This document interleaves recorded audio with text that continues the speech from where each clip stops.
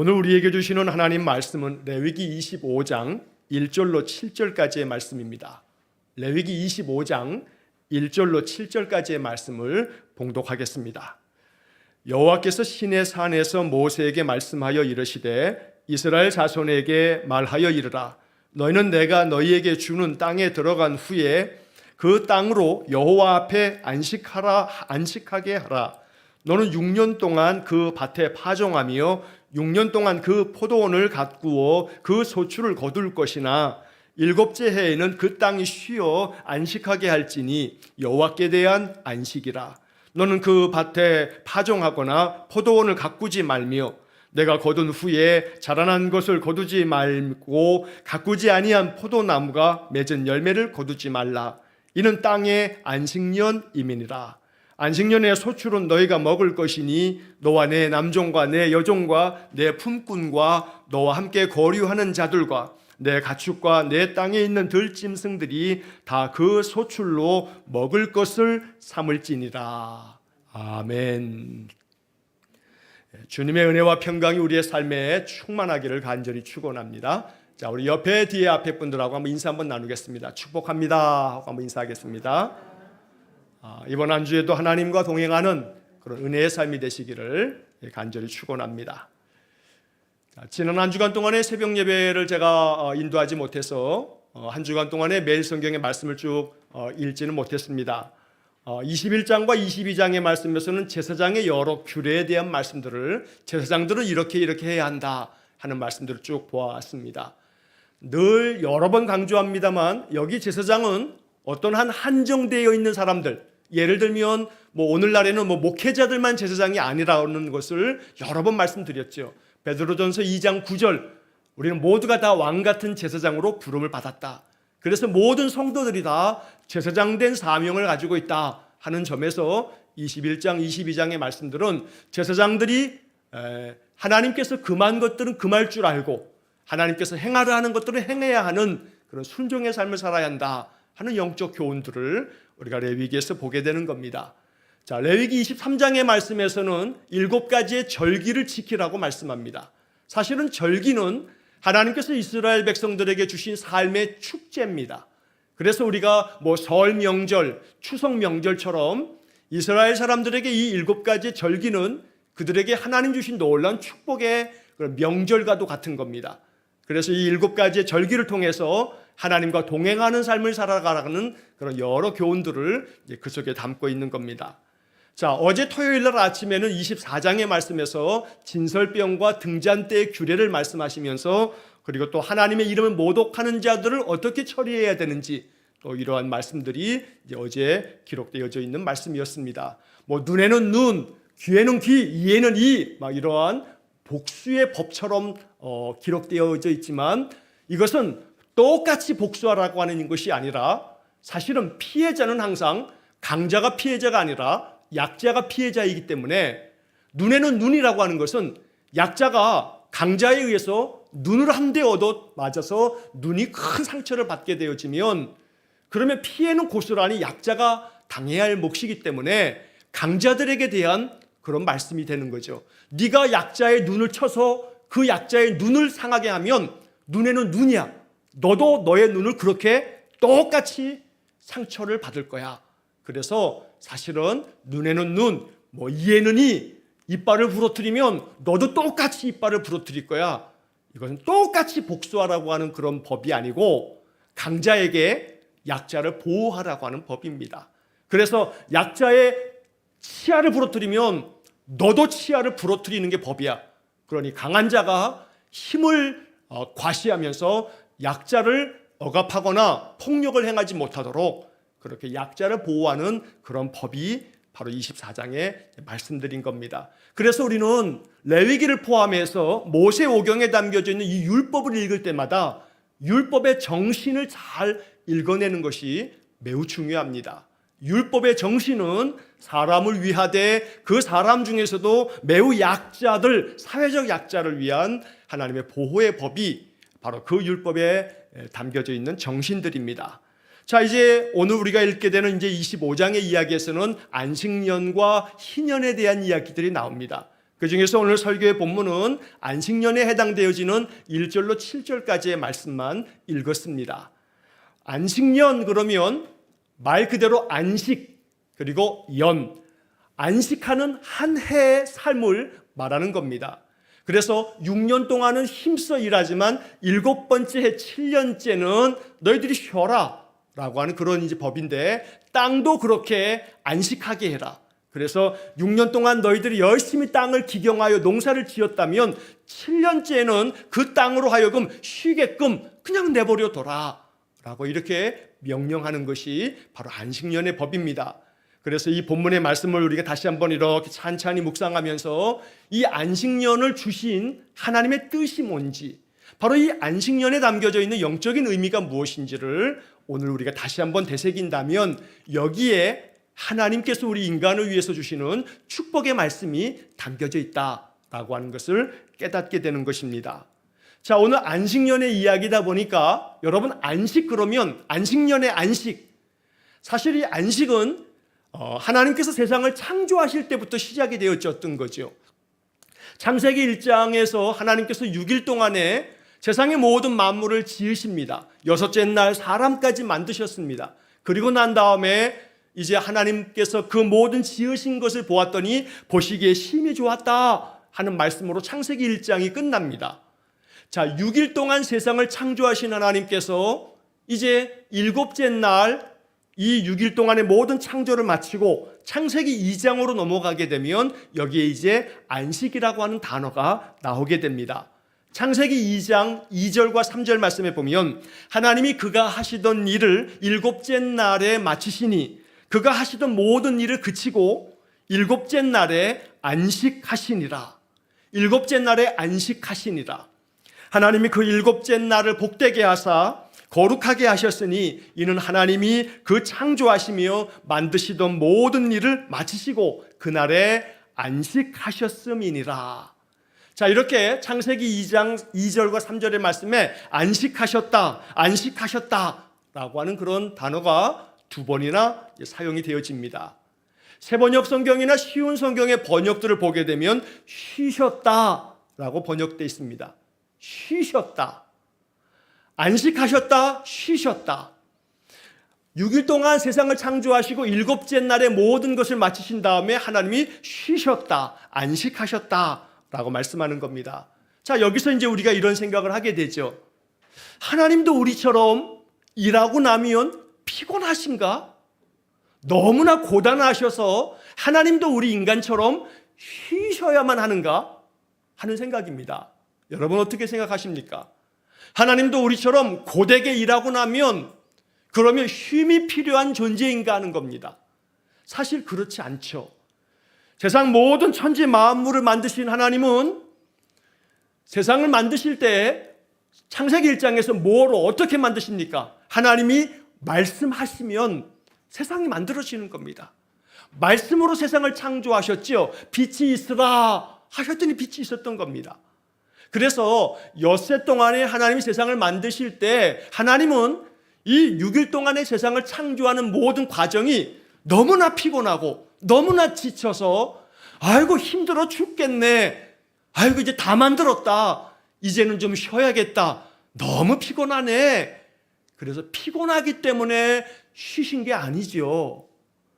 하나님께서 7째 날에 세상의 모든 것들을 만드시고 난 다음에 쉬신 것은 사실 인간들에게 쉼을 가르쳐주기 위함이지, 하나님이 피곤하시거나 하나님이 너무나 고단하셔서 더 이상 안 되겠다, 내가 너무 지쳤다 라고 하는 그런 하나님의 탄식의 그런 쉼이 아니라는 겁니다.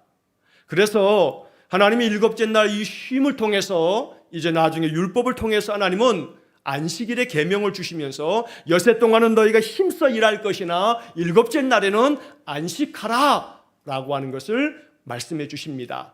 이것이 10계명의 4번째 계명으로도 기록될 만큼 하나님은 10가지 대계명, 바로 이 10계명을 주시면서도 바로 이 안식일을 지키라고 하는, 엿새 동안은 열심히 일하지만 7째 날에는 쉬라는 그런 계명을 우리에게 주신 것입니다. 자, 여러분 사람만이 아닙니다. 세상 모든 천지 만물, 하나님 지으신 이 세상 만물에도 역시 마찬가지로 이 안식의 원리, 쉼의 원리가 없으면 창조 질서가 깨어지는 겁니다. 창조 질서대로 살아갈 때 이게 인간에게 복이 된다는 겁니다. 여러분 화면 한번 보시겠습니다. 사진 한번 보여주시고 유튜브로도 한번 보여주셔서, 자, 여기 한 아저씨가 이렇게 화면에 나오는데, 제가 인터넷 그 기사 헤럴드 경제에 나온 2018년으로 제가 기억하는데 그 화면을 제가 이렇게 캡처해가지고 보여드리고 있는 겁니다. 자, 여기 나오는 이 분은 뭐 농부입니다. 유근모 대표라고 하는 사람인데 장안농장의 대표입니다. 자, 이분이 농부인데 주로 뭐를 키우는 농부냐면 상추를 키우는 농부입니다. 그래서 소위 이 기사를 보게 되면 이 사람을 일컬었을 때 상추 CEO다 뭐 이렇게 부르는 사람입니다. 자, 이분이 이 인터뷰 이제 기사에서 이 기사의 내용이 어떤 내용이냐면 서울 시민을 두고 하는 말이, 이 사람이 이렇게 이야기합니다. 서울 시민들은 겉으로는 참 똑똑해 보이지만 썩 그렇지 않다고 생각한다 하는 이야기를 해요. 왜 그러냐면 서울 사람들이 뭐 무지하다 그런 얘기가 아니고 몸에 이로운 먹거리를 제대로 가려서 먹을 줄 모르는 사람들이 도시에 있는 사람들이다. 뭐 이런 점에서 이야기를 했다는 겁니다. 자, 1997년도에 충청북도 충주에다가 거기서 농사를 짓기 시작합니다. 근데 무슨 농사를 시작했냐면 상추 농사를 시작했습니다. 여러분, 상추 농사 뭐 지어서 농부가 뭔 돈을 벌겠어요? 그냥 누구나 텃밭 하나 있으면 그냥 제일 쉬운 게 상추 심어서 뜯어 먹는 것이 작은 그런 이 뭐 삶의 즐거움처럼 사람들 지내기도 하는데, 농부가 다른 것도 아니고 자기 먹거리 만드는 것도 아니고 농업을 통해서, 이 농사를 통해서 뭔가 소득을 얻겠다고 하는데 그 작물이 상추란 말이에요. 그러니까 사람들이 뭐라고 하겠어요? 야, 상추로 그 돈이 되냐 하는 소리를 수없이 들었다는 거예요. 그런데 이분이 97년도에 상추 농사를 시작함으로써 거기서 점점 확대가 돼가지고 지금은 농업법인을 만들었는데 연매출 100억 원이 넘는답니다. 여러분, 연매출 100억 원이 넘어요. 상추 농사로 시작해서 다른 여러 이제 채소들을 이제 기르게 되었는데, 처음에는 상추로 그렇게 큰 소득을 거두면서 탄탄대로로 지금은 농업법인을 세워서 그런 농사를 한다는 겁니다. 자, 이분이 이렇게 농사를 하는 것의 중요한 방법이 생태순환농법, 뭐 이런 농법을 사용한답니다. 뭐 쉽게 말하면 옛날에 농사 지었던 우리 이 조상들, 우리 이 선조들이 지었던 농사법 그대로입니다. 비료나 농약 같은 거 하나도 안 쓰고 아주 친환경적인 그런 환경 속에서 농사를 하는 것인데, 그저 밭에서 난 비료나 농약이나 치지 않은 그런 채소들 일부들을 닭이나 돼지를 먹이는 겁니다. 그러면 닭이나 돼지 먹이면 걔네들이 배설하죠. 그럼 그 가축의 배설물들을 가져다가 볏짚에다가 확 다 뿌려가지고 뭐 만듭니까? 퇴비 만들죠. 퇴비 만들어요. 저도 옛날에 초등학교 때 뭐 많이 다들 그러셨지만 그 시절에는 학교에서 초등학교 때 숙제가 뭐냐면은 볕단 가져오는 거예요. 그 볕단 베어다가 애들이 다 볕단 베다가 학교 저 초등학교 뒤편에다가 그러면 거기다 이렇게 잔뜩 쌓아놓게 되면, 옛날에는 다 푸세식이잖아요. 수세식이 아니고. 그러면 그 인분을 갖다가 소사 아저씨들이 나중에 때만 되게 돼 인분을 파다가 확 뿌려놓고서 그럼 썩히는 거예요. 그쪽 근처 가게 되면 냄새가 지독해가지고 그쪽으로는 가지도 않고 그 퇴비를 만들었다. 퇴비를. 자, 이분이 그렇게 아주 전통적인 방법으로 퇴비를 만들어가지고 그것으로 또 거름을 주어서 땅을 비옥하게 만드는 거예요. 자, 이렇게 농사를 짓는데 이분이 하는 중요한 말이 이 기사의 맨 위에 타이틀로 적혀 있어요. 그래서 제가 이 타이틀을 캡처를 해가지고 지금 화면으로 보여드리는 겁니다. 뭐라고 이 타이틀이 되어져 있냐면, 이분이 하는 말이 그런데 땅이 쉬어야 건강하다 하는 말을 합니다. 땅도 쉬어야 건강하다. 그런 땅에서 자라야 상추도 건강하다라고 하는 겁니다. 제가 설교를 준비하면서 이 농부의 이 대표의 이 이야기가 참 마음에 와 닿았고 이게 오늘 성경의 이야기하고 참 맞는 이야기라 하는 생각이 들어서 소개를 하는 겁니다. 땅도 쉬어야 건강하다. 그래서 이분은 자기가 농사하는 그 땅을 주기적으로 돌아가면서 일부의 땅들을 거의 몇 개월 또 많게는 1년씩 그렇게 쉬게 하는 휴경 제도를 도입한다는 겁니다. 땅을 쉬게 하는 겁니다. 일정 기간 동안에 땅에다가 어떤 씨앗을 심지 않는 겁니다. 그냥 내버려 두는 겁니다. 그냥 그대로 내버려 두어서 땅도 그냥 쉬게끔 내버려 뒀을 때 그 땅이 건강한 땅이 되어서 거기서 나오는 그런 채소들이 건강한 채소가 된다라고 하는 겁니다. 아마도 이분이 이 성경의 이 레위기 25장을 알았는지는 알 수 없습니다만 이분이 신앙이 있는지 레위기 25장의 이 창조의 원리를 아는지 그건 제가 모르겠습니다. 기자가 거기에 관심이 있는 게 아닐 테니까요. 그러나 가만히 이분의 이 농사하는 이 방법을 봤더니 이게 바로 창조의 원리고 이게 바로 안식년의 원리더라라고 하는 겁니다. 그러다 보니 상추 농사로 시작해서 연매출 100억 원의 소득을 거두어들이는 농업법인을 세운 그런 대표로서 여러 곳에서 강연도 하고요. 이러한 이 생태 순환적인 이런 농법을 많이 강연하고 다닌답니다. 사실 그러나 이분의 이야기 속에 담겨져 있는 그 원리는 바로 오늘 읽은 레위기 25장의 말씀인 겁니다. 어찌 보면 이분이 성경의 이 말씀을 알지 못하면서도 이렇게 했다면 이분은 성경적 원리를 가지고 농사를 그렇게 짓는 그런 분이라고 말할 수 있는 겁니다. 자, 레위기 25장의 말씀을 이제 성경을 한번 보도록 하겠습니다. 자, 성경의 말씀대로 원리대로 살면 거기에 참된 삶의 축복이 있습니다. 여러분, 성경 이 레위기 25장에 우리가 오늘 7절까지 읽었습니다만 자, 그 뒤에 이제 18절, 19절의 말씀에 보면 이런 말씀도 나와 있습니다. 제가 읽겠습니다. 너희는 내 규례를 행하며 내 법도를 지켜 행하라. 그리하면 너희가 그 땅에서 안전하게 거주할 것이라. 다시 말하면 하나님께서 말씀하신 규례와 법도대로 지켜서 행하면 너희가 들어가서 거하게 될 가나안 땅에서 그 땅에서 안전하게 거주할 것이라. 안전하게 거주할 것이라. 여러분, 오늘 우리의 시대에 안전이라고 하는 것이 얼마나 중요한 그런 삶의 덕목이 됩니까? 안전한 거. 자, 그런데 레위기 25장 18절 말씀에서는 안전하게 너희들이 거주하려면 다른 것이 아니라 내 규례와 법도를 지켜 행하라. 그러면 너희들이 안전하게 거주하게 될 거다라고 말씀한다는 겁니다.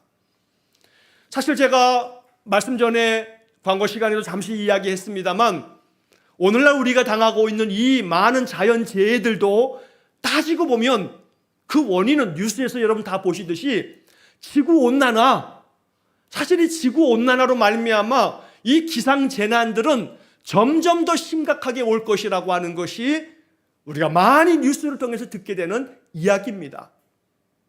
지구가 점점 뜨거워지고 있어요. 산업혁명 이후로 지구의 평균 온도가 1도 이상이 높아졌다는 거죠. 여러분, 1도가 아무것도 아닌 것 같습니다만 36.5도 체온에서 1도 올라가면 37.5도, 그러면 이제 미열이라고 합니다. 열이 좀 난다고 해요. 37.5도에서 1도 올라가면 38.5도, 불과 2도만 차이인데 2도만 올라가도 열이 많다 그러는 거예요. 그리고 39.5도가 3도가 올라가면 그러면 큰일 나는 거예요. 이제 해열제 먹이고 이제 이 열을 관리하지 않으면 경기예요, 경기. 그러니까 불과 3도 오르는 건데 여러분, 물 3도 올려서 물 이렇게 손으로 만져보면요 3도는 아무것도 아닌 거예요.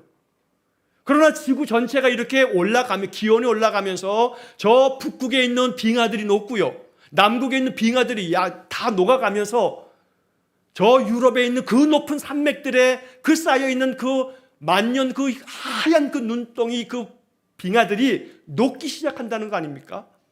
빙하가 녹는데 뭐 그럽니다만 빙하가 녹으면서 바닷물의 해수면의 온도가 올라가고 그러면 하늘의 공중에 이 기류가, 하늘의 공기가 이 제대로 원활하게 순환해야 되는데 여기에 이제 막 교란이 생겨지게 되기 때문에 엄청난 기후 재앙이 지금 찾아오고 있는 겁니다.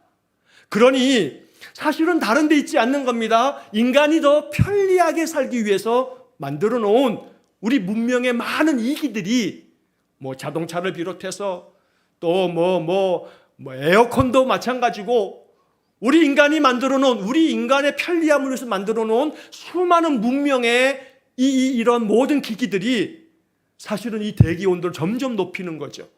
얼마나 화석연료를 떼대고 있습니까? 그러니까 사실 하나님이 창조하신 이 창조의 법도대로, 규례대로 모든 자연 만물과 함께 모두가 다 살아갈 수 있는 상생의 법을 따르지 않다 보니 오직 인간만을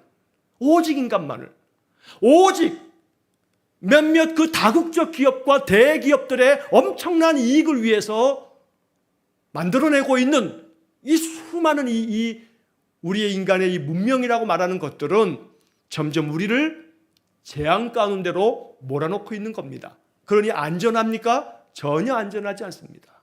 전혀 안전하지 않습니다. 그러다 보니 결국 오늘 이 레위기 25장의 말씀은 너희들이 안전하게 살기를 원하냐? 안전하게 거주하려면 내 규례와 내 법도를 지켜 행하라 하고 18절에 말씀했는데, 그 다음에 이어지는 19절 말씀에서도 땅은 그것의 열매를 내리니 너희가 배불리 먹고 거기 안전하게 거주하리라. 배불리 먹고 안전하게 거주하려고 하면 하나님의 법도와 규례대로 지켜 살아라, 이렇게 말씀하는 겁니다. 여러분, 좀 전에 설명드렸던 그 농부가 성경의 말씀의 원리를 알고서 그렇게 농사를 했는지는 알 수 없지만 성경의 원리대로 농사를 했더니 배불리 먹고 연매출 100억에 농부가 되어져 있는데 그 원리가 이 창조의 원리대로 하더라는 겁니다.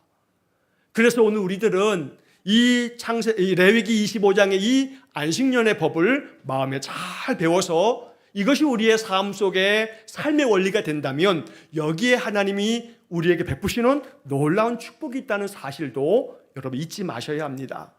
자, 이제 본문의 말씀을 이제 한번 살펴봅니다. 1절의 말씀을 한번 보시면, 자, 여호와께서 시내산에서 모세에게 말씀하여 이르시되, 2절, 이스라엘 자손에게 말하여 이르라. 너희는 내가 너희에게 주는 땅에 들어간 후에 그 땅으로 여호와 앞에 안식하게 하라. 여러분이 1절과 2절의 말씀에서 이 하나님의 말씀이 주어진 것이 시내산에서 모세에게 말씀하셨다 됐습니다. 시내산에서. 애굽에서 나온 지, 출애굽한 지 3개월이 지난 다음에 이스라엘 사람들은 시내산에 머물게 됩니다. 시내산 바로 밑에 시내 광야가 펼쳐지는데 그 시내산 밑에서 이스라엘 사람들이 거의 한 1년 정도 머물게 됩니다. 그 1년 머물러 있는 동안에 하나님께서는 출애굽기에 나오는 성막을 만드는 방법, 또 십계명을 비롯한 많은 율법의 말씀들을 모세에게 주셨고, 모세는 거의 1년 동안에 이 시내산 밑에서 이스라엘 백성들에게 이런 모든 율법의 말씀을 가르쳤습니다. 오늘날 말로 하면 제자 훈련한 겁니다. 하나님 말씀대로 살아가는 말씀 공부를 했던 겁니다. 그 말씀 공부의 가장 중심은 뭐냐면 레위기입니다. 레위기. 1년 동안 이스라엘 사람들, 출애굽한 이스라엘 백성들이 이 시내 광야에서 뭘 배운 거냐면 레위기를 배운 겁니다. 그 레위기를 배운 것 중에 이제 오늘 우리는 25장의 이 말씀을 오늘 아침 함께 나누는 겁니다. 자, 2절의 말씀에 보면 이스라엘 자손에게 말하여 이르라. 너희는 내가 너희에게 주는 땅에 들어간 후에, 내가 너희에게 주는 그 땅에 들어간 다음에, 너희에게 주는 땅이 어디입니까? 가나안 땅이죠. 약속의 땅 가나안 땅에 들어가고 나면 그 들어간 후에 너희들은 꼭 이렇게 해라 하고 말씀하는 겁니다. 2절 하반절에 그 땅으로 여호와 앞에 안식하게 하라. 자, 여러분 이 구절에서 여호와 앞에, 이 구절에다가 여러분 성경이 있으시면 동그라미를 하나 쳐놓으십시오. 이게 중요한 원리입니다. 그 땅으로 여호와 앞에 안식하게 하라. 자, 이 말씀을 이제 그 다음 이어지는 말씀에서 설명을 하는 겁니다. 자, 3절 말씀을 보시게 되면 3절, 너는 6년 동안 그 밭에 파종하며 6년 동안 그 포도원을 가꾸어 그 소출을 거둘 것이나. 6년 동안 농사에서 씨도 뿌리고 그리고 이 밭을 다 잘 가꾸어서 포도원도 가꾸고 밭도 가꾸고 잘 가꾸어서 그 땅의 소출을 그 모든 산물들을 잘 거두어 들여라. 그러나 자 4절 일곱째 해에는 그 땅이 쉬어 안식하게 할지니 일곱째 해는 되는 해에는 그 땅을 좀 쉬게 냅둬라. 그 땅을 쉬게 그냥 둬라. 그래서 그 땅이 쉬어 안식하게 할지니 여호와께 대한 안식이다.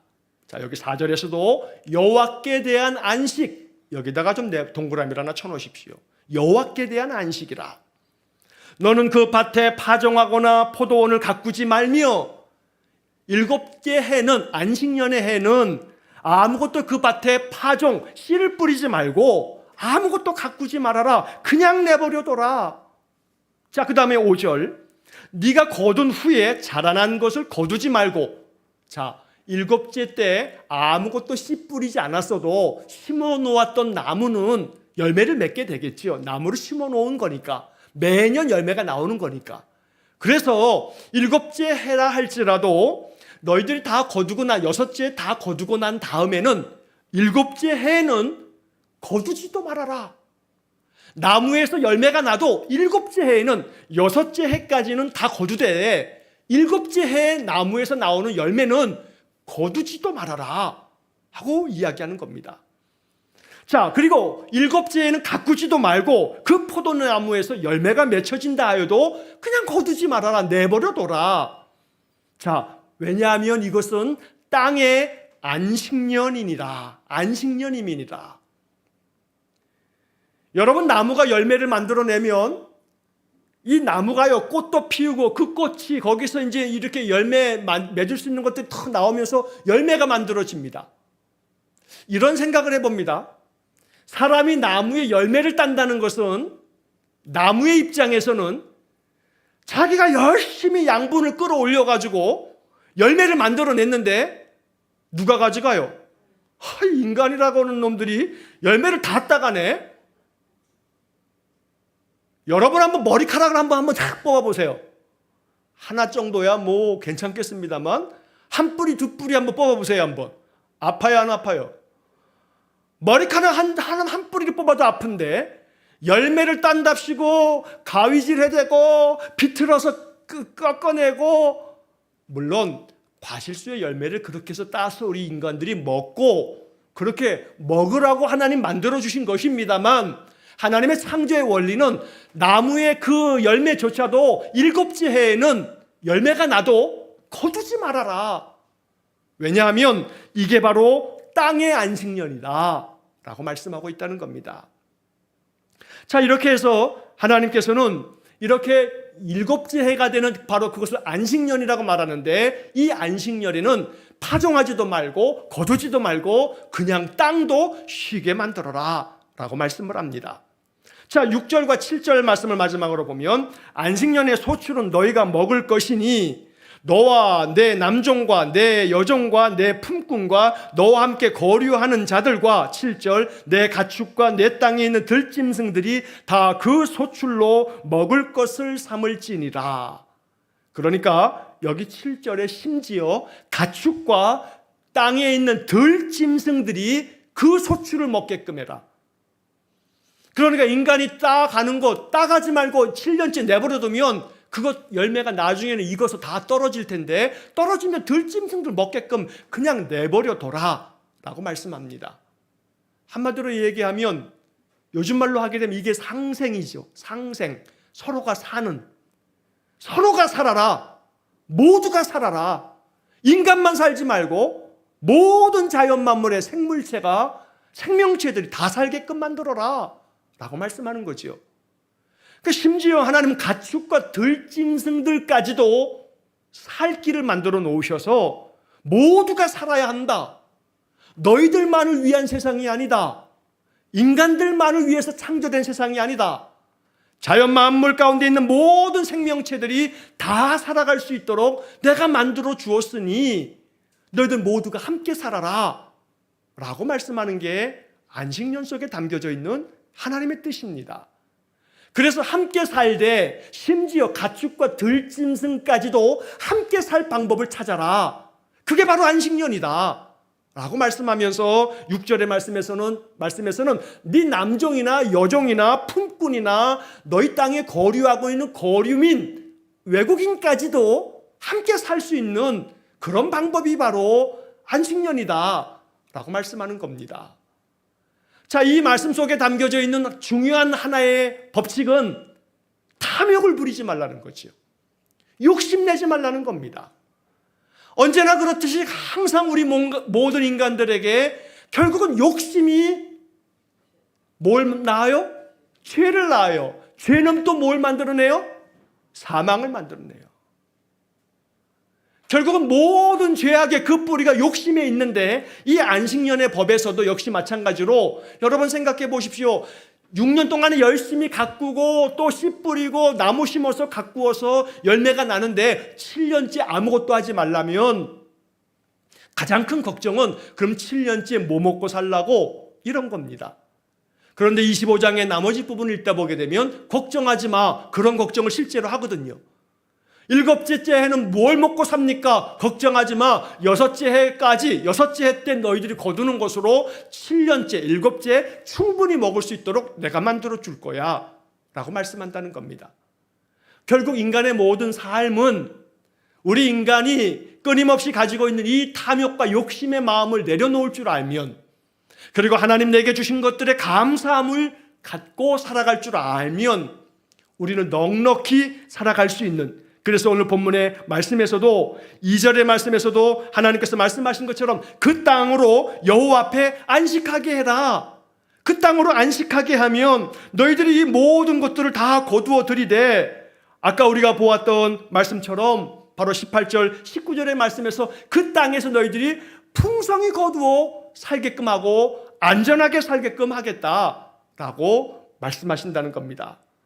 그래서 오늘 이 성경의 말씀은 안식년의 이 법과 이 원리를 우리가 잘 따르는 것이 우리의 삶이 축복이 되는 삶이 되는 하나님의 원리가 이 속에 담겨져 있다는 것입니다. 자, 이제 이 말씀의 이제 이야기들은 이렇게 이제 정리를 하고 이 말씀에 담겨져 있는 중요한 이제 뜻을 한두 가지 말씀드리고 말씀을 맺으려고 합니다. 제가 좀 전에 말씀을 드리면서 2절의 말씀에서는 여호와 앞에 라는 그런 구절에다 동그라미를 좀 치라고 말씀드렸습니다. 자, 그 땅으로 여호와 앞에 안식하게 하라. 여기서 앞에라고 하는 말이 중요합니다. 안식하기는 하는데 안식하는 이 안식의 원리 중에 중요한 것은 뭐냐면 여호와 앞에 안식해라. 여러분 이 구절을 곰곰이 묵상하셔야 합니다. 안식하되, 그 땅으로 안식하게 하되 여호와 앞에 안식해라. 다른 말로 하면 여호와 앞에서 안식해라 라고 하는 겁니다. 여호와 앞에서 안식해라. 안식하고 쉬라고 했더니 그래 쉬어야지, 했다 쉬어라, 뭐까지? 예배까지 쉬어라, 영적인 삶도 쉬어라. 그냥 쉬는 것이 하나님 법이다가 아니고 어디서 쉬어라? 여호와 앞에 안식하라. 여호와 앞에 안식하게 하라. 그런데 이 말씀을 이제 그 뒤에 보게 되면 4절의 말씀에서 그 땅이 쉬어 안식하게 할지니 여호와께 대한 안식이라. 여호와께 대한 안식. 이 구절이 조금 어렵게 느껴지는 구절입니다. 여호와께 대한 안식. 사실 이 여호와께 대한 안식이라고 하는 이 말은요, 개역개정 성경이 잘 번역해 놓은 말씀입니다. 너무나 잘 번역이 돼 있어요. 쉬운 성경의 번역에서는 그 해는 여호와를 위해 쉬는 해이니 이렇게 번역을 해놨는데, 사실 우리 개역개정 성경에 아주 정말 좋은 기가 막힌 번역들이 있어요. 오늘 이 구절이 대표적으로 그런 구절이에요. 여호와께 대한 안식이라. 자, 그러면 여러분 한글 성경을 이렇게 읽으실 때 성경을 잘 읽을 수 있는 중요한 방법 중에 하나는요, 여러분 스마트폰을 스마트하게 사용하세요. 똑똑하게. 스마트폰에서 네이버가 다 검색이 될 거예요. 기본적으로 딱 한번 깔려 있고. 그러면 거기에 단어를 집어넣으면요 사전이 검색이 돼요. 그러니까 요즘에는 국어사전도 필요 없어요. 스마트폰에 국어사전 다 사전이 담겨져 있으니까. 성경을 읽으실 때는 사전을 자꾸 보시는 게 성경을 읽는 굉장히 중요한 방법입니다. 자, 여기 마찬가지입니다. 여호와께 대한 안식이라.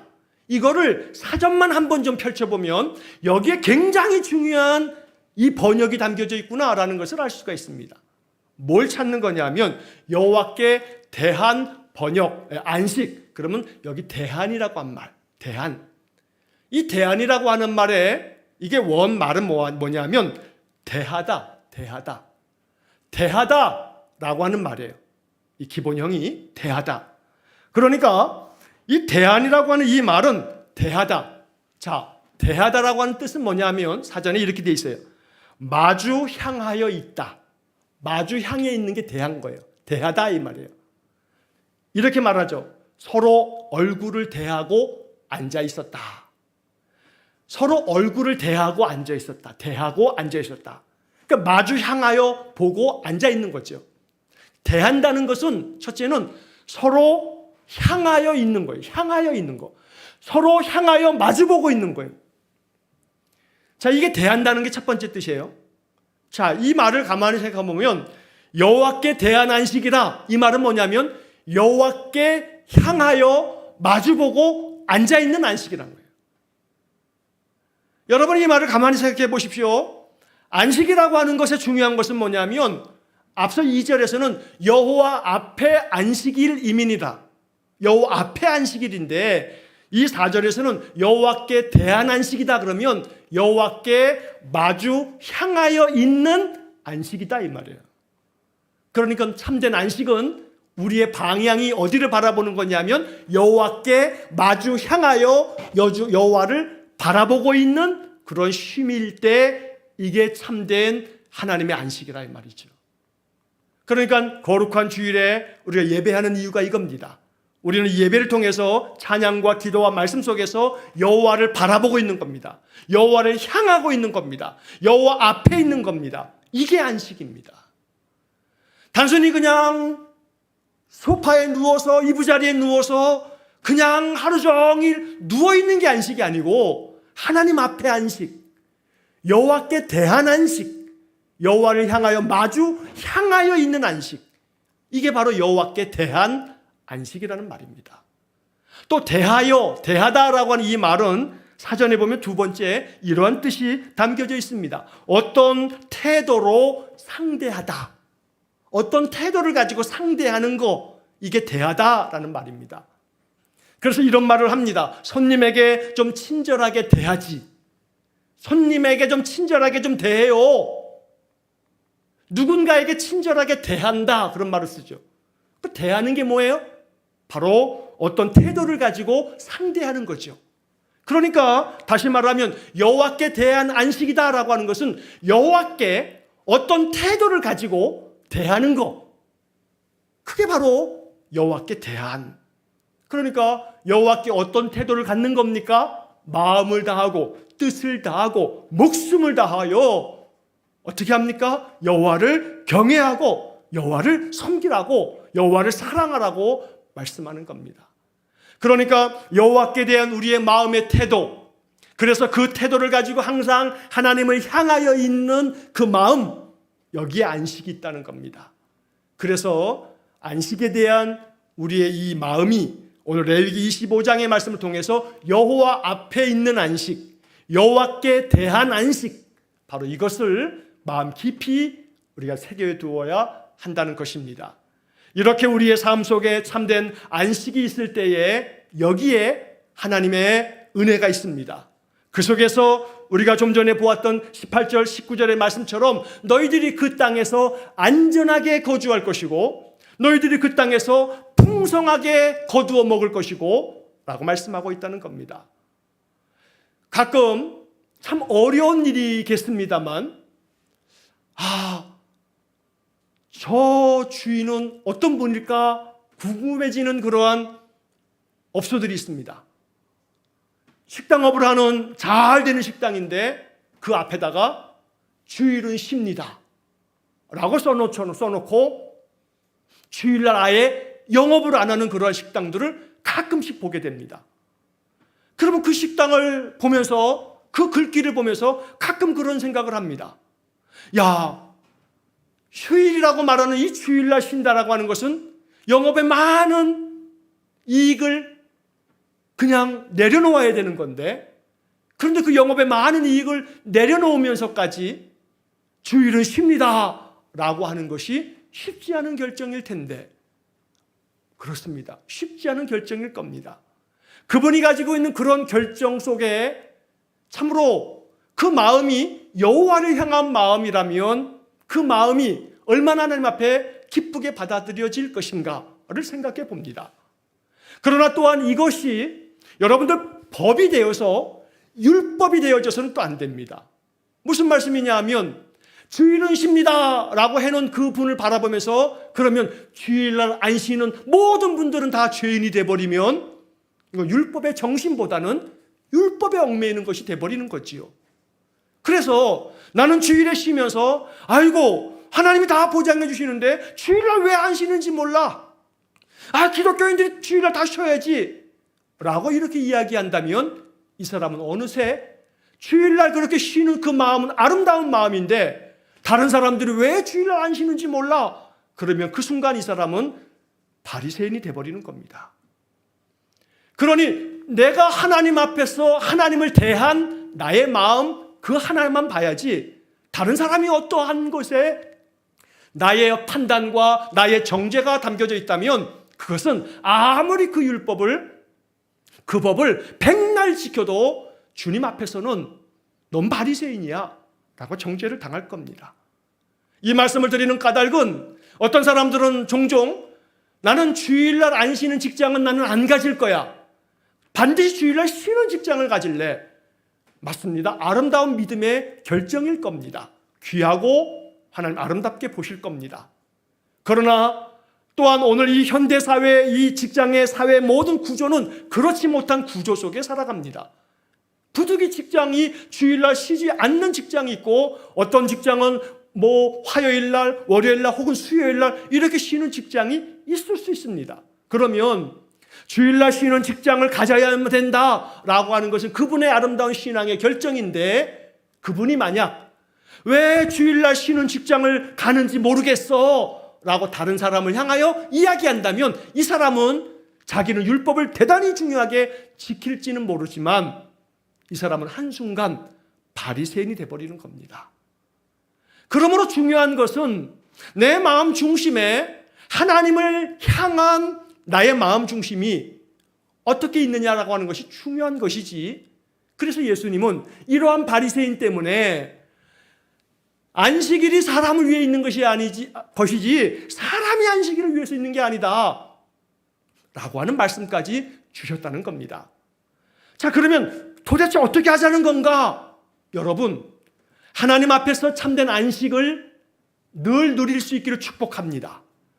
여세 동안 열심히 일하고 일곱째는 안식을 주던 하나님은 우리에게 안식하는 삶이 바로 우리 인간에게 주신 하나님의 창조의 원리요 축복이라고 말씀하시는 것임을 기억해야 합니다. 그러므로 안식이 있는 삶, 쉼이 있는 삶이 중요한 것인데 그 쉼과 안식은 여호와 앞의 안식, 여호와께 대한 안식. 그러므로 하나님 앞에서의 안식이라 함은 하나님을 향하여 마음 중심을 다하여 하나님께 예배하고 영적으로 하나님 앞에 찬미의 제사를 드리는 것이 참된 안식이 된다 하는 것도 잊지 말아야 합니다. 육신의 안식만을 추구해서는 안 됩니다. 육신의 쉼만을 추구하는 것이 아니라 영적인 참된 안식과 쉼이 우리에게 있을 때 여기에 안전도 있고 배부름도 있고 하나님의 은혜와 형통이 여기에 있다는 것입니다. 그러므로 안식년을 통해서 하나님은 쉼을 가르쳐 주시고 모든 것들이 쉬어 안식하게끔 만들어라 라고 하심으로써 하나님께서 우리 인생들을 가장 안전하고 복되게 사는 길을 가르쳐 주셨다는 것이 오늘 성경에 담겨져 있는 참된 뜻이 됩니다. 우리의 삶이 하나님의 은혜 안에서 참된 안식을 누릴 줄 아는 삶이 되시기를 축복합니다. 거룩한 주일마다 하나님 앞에 어디에서든 예배하려고 할 때 그 예배가 나의 영혼의 참된 안식이 될 수 있기를 축복합니다. 그래서 하나님은 안식일도 주셨지만 안식년도 주시면서 끊임없이 안식을 가르쳐주고 있다는 겁니다. 언제나 우리의 삶이 하나님께 대한 안식이 이루어지므로 하나님 주시는 놀라운 축복이 우리 삶에 넘쳐나시기를 주의 이름으로 간절히 축원합니다. 기도하겠습니다. 자비로우신 아버지 하나님, 하나님을 마주 향하여 있어 늘 하나님 앞에 마음 중심으로 늘 마음을 다하고 뜻을 다하고 정성을 다하고 온 힘을 다하여 하나님께 예배하며 하나님 경배하는 참된 영적 안식을 누리는 우리 성도들 되게 해 주옵소서. 거룩한 주일 하나님께 예배하기를 원하나 그러나 예배치 못할 그러한 직장과 여러 환경과 형편 속에 있는 이들이 늘 그럼에도 불구하고 하나님을 향할 줄 아는 마음, 그래서 하나님 앞에서 참된 안식의 법을 따를 줄 아는 거룩한 성도들 되게 하여 주옵소서. 그리할 때에 우리의 영과 육이 하나님 주시는 참된 쉼을 통해서 충전되고 회복되어지고 다시금 새 힘을 얻는 은혜를 내려 주옵소서. 예수님 이름으로 기도하옵나이다. 아멘.